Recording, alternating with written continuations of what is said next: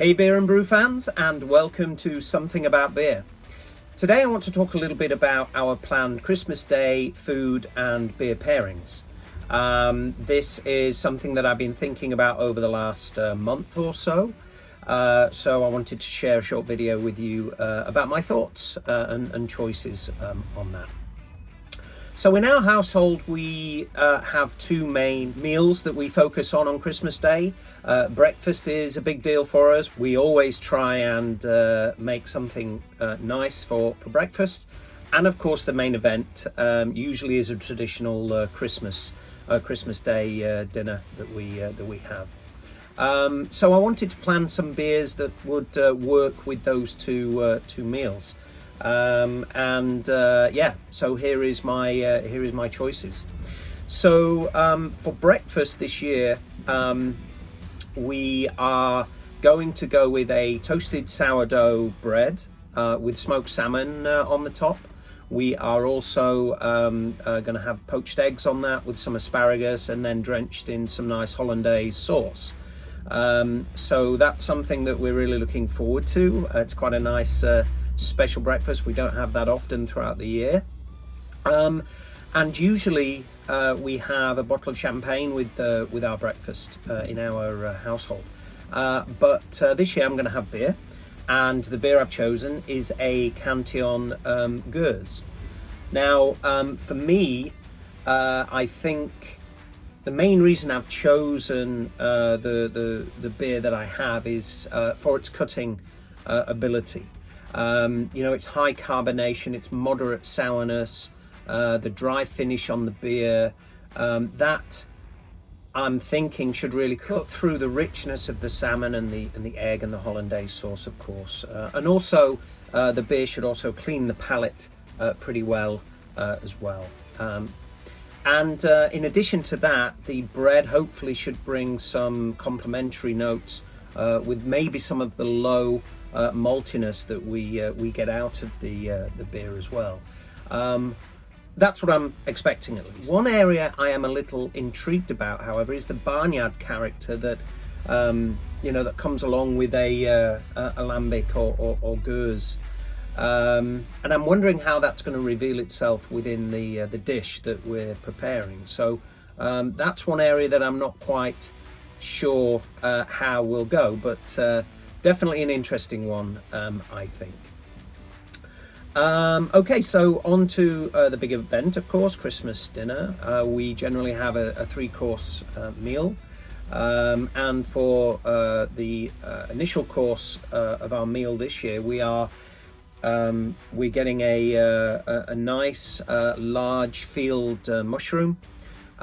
We are going to stuff that with some cream cheese and some fresh herbs from the garden.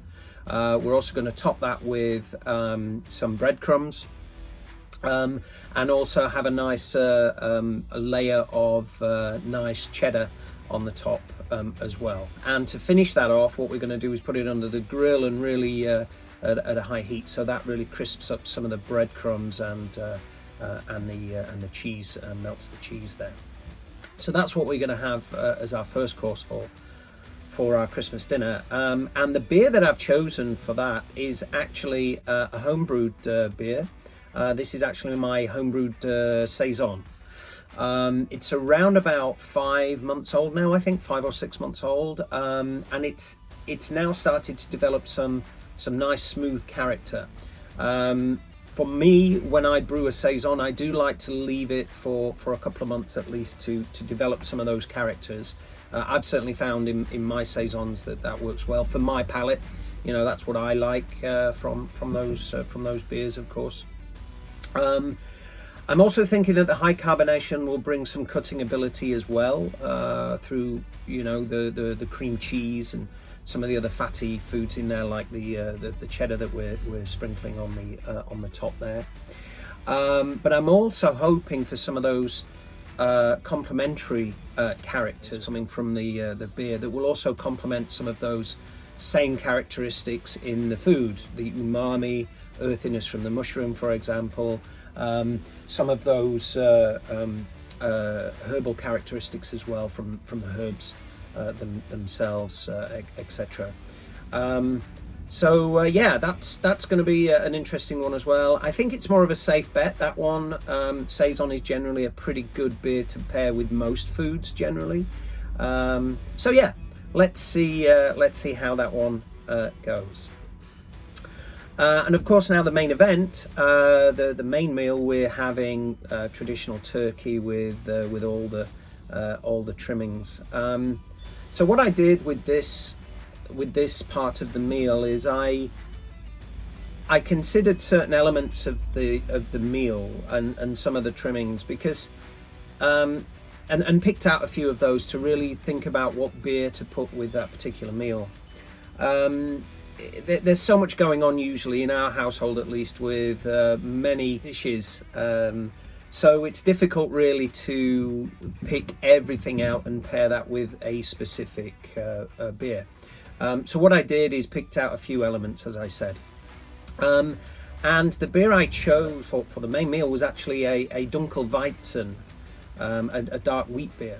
So, one of the things I picked out really from the beer was the rich malty character, and I think that will really complement a lot of the Maillard reaction that's going on in the food. That roasting of foods that really bring that flavour out of various foods. So obviously we're talking about roast turkey, roast vegetables. Of course, we're having a lot of those. The gravy, of course, that's we make from scratch as well, has a certain amount of that Maillard reaction going on. So I expect that will also complement that rich maltiness from the beer as well.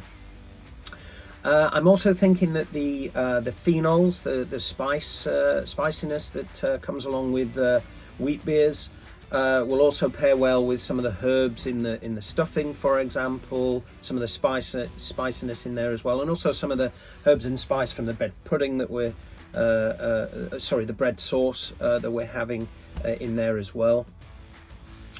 And the final flavour component that I considered was the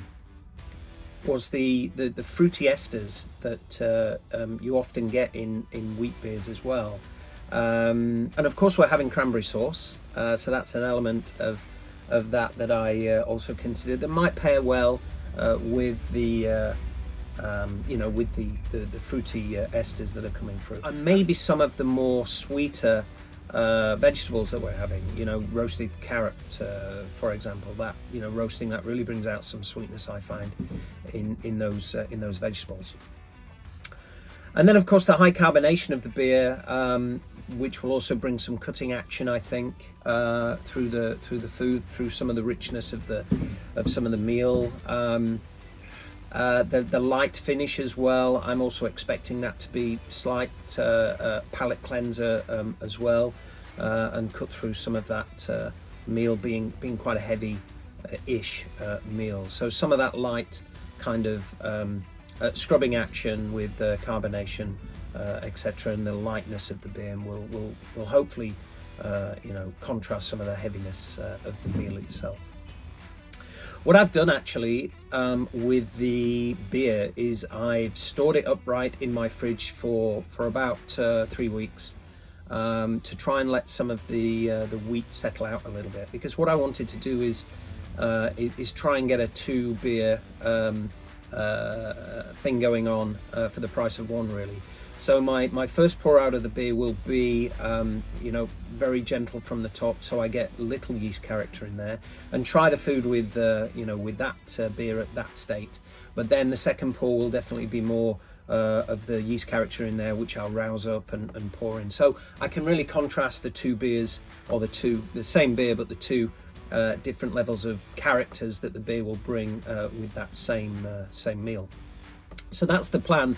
At least, let's see how that goes. And on to dessert.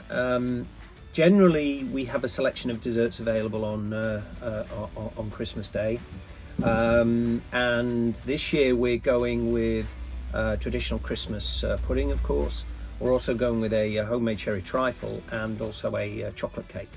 And there's various cream, custard, brandy sauce available for those that want to dip into to that as well.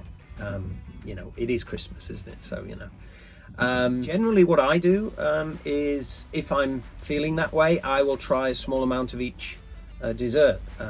Again, it is Christmas, right? So why not?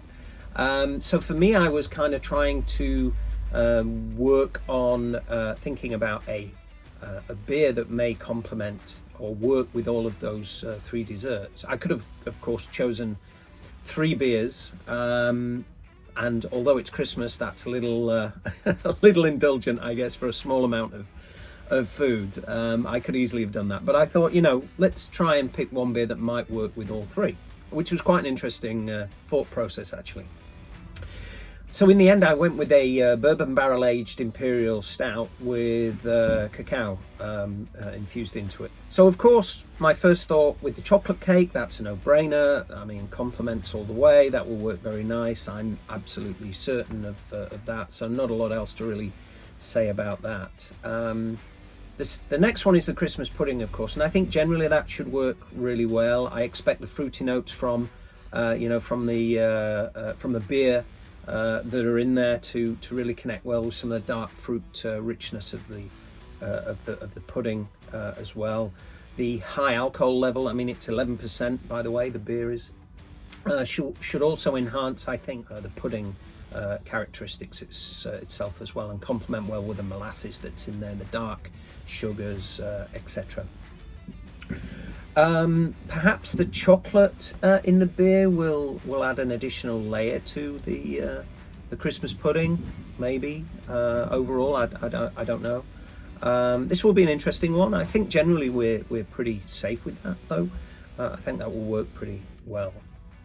The sherry trifle, this one I had to think about quite a lot, and really wondering if indeed this would work and how it might work. So I gave it, some thought. The first thing to say really is my wife's sherry trifle is not lacking in sherry. There's quite a lot of sherry in there. She makes a great trifle. I love it, really do. So I think the alcohol level in the flavors that come out of the trifle will possibly even cancel out some of the high alcohol in the beer. So that may work to open up the path for some of the other flavors that are in there. Those flavors in both the beer and also in the trifle, and to explore those a little bit more, perhaps. I think the dark fruits in the beer, as I mentioned before, will also work well with the sherry and the sherry notes that are in there, the flavors at least, and also the fruit sponge that's in the trifle as well. I think that might work. The creaminess of the dessert will, of course, I think, enhance some of the vanilla that's in the beer, and contrast nicely with the oakiness as well that will be in the beer, or I'm expecting to be in the beer at least. I don't know how the chocolate will work in that. It could bring out some bitterness, or the dessert may bring out some of the bitterness in that chocolate that's in the beer. Not sure. And really beyond that, I'm unsure what else to expect. But a very interesting one for me, and of course I will find out on Christmas Day. So very much looking forward to reviewing these beers and food pairings. I won't be doing any filming or anything on Christmas Day about that. I will be making some mental notes and some notes, some written notes here and there, and I'll put a short video up or something up just to sort of bring my conclusions to how that worked after Christmas, of course. So great, thank you for tuning in. I appreciate it, and I hope you enjoy this short video on Christmas Day food and beer pairings. If you like what we're doing here at Something About Beer, please subscribe. It really helps the channel out a lot. And don't forget to ring that bell so that you're alerted to new content we put out.